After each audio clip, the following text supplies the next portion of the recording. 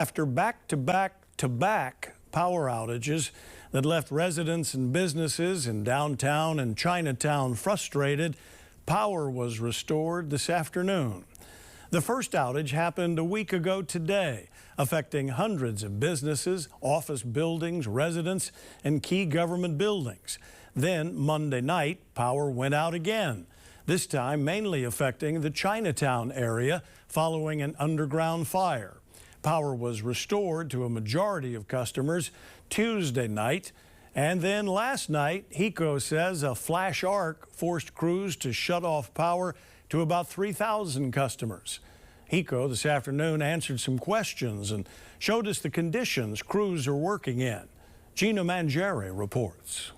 We got an up-close look at the downtown power crisis culprit, a tangle of charged circuits and cables still reeking of burned rubber and smoke. It's from an underground network built for reliability in the state's financial hub, but proving to be anything but. What was the first thing to go or to blow? Where did it start? Well, we're trying to go over the forensic now, and we really need to get our experts in here. It could have been any one of these heavily charred area, and once it flashes, this what do we call an arc flash, which is a super extreme high temperature. How high? They call it almost like a plasma heat, and it's a very high energy in a short period of time, because we have protective devices that interrupt, but really, once it propagates, it just moves to the next circuits, and all of a sudden you have a cascading failure. Leading Chinatown business owners to stay up at night with anxiety, but out of business and revenue as the second major outage in as many weeks stretched into a fourth day. Is there any precedent where HECO has paid for business interruption and for loss of potential revenue? I don't have any information or background on that.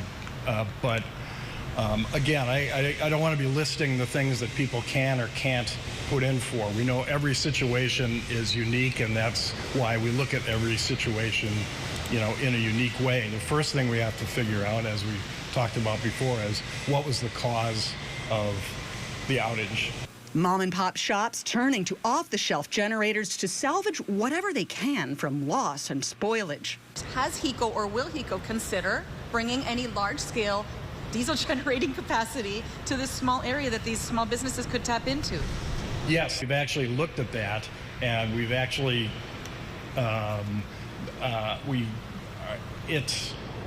we feel like by the time we get that done, that we will have the additional 600 restored. And so it's somewhat complicated to bring. It adds another degree of complexity, and to bring a generator in and having it sit in the street to the size that you would need to run some of the business. But we have looked at that. And yet it is also the second in 2 weeks, so. Yes, it is the second in 2 weeks, and we're still looking at whether that original outage on June 13th is related to the one this week. And so I guess a business watching would ask the similar dialogue that we're having is, it would appear likely to happen again. What more can HECO do to bring some kind of power reliability in a backup sense immediately? Once we're done doing this work for the restoration here, the underground crews and others, our engineers, everybody in this building, they're looking at the entire downtown system and looking for opportunities to see if there's any equipment or any sort of situation that looks like it could lead to another outage. We wanted to know where else could be at risk. Are there similar areas that are set up with a similar network that are equally as vulnerable as the downtown has been? Yes, this downtown network is unique to Hawaii and only on this island. And it was really initially built to serve a financial community, similar to on the mainland. They have that, obviously they have much broader customer base regarding their financial districts. This is unique to Hawaiian Electric, the network. Now we have similar equipment, but the way it's configured is unique. Gina Mangieri, KHON2 News, working for Hawaii.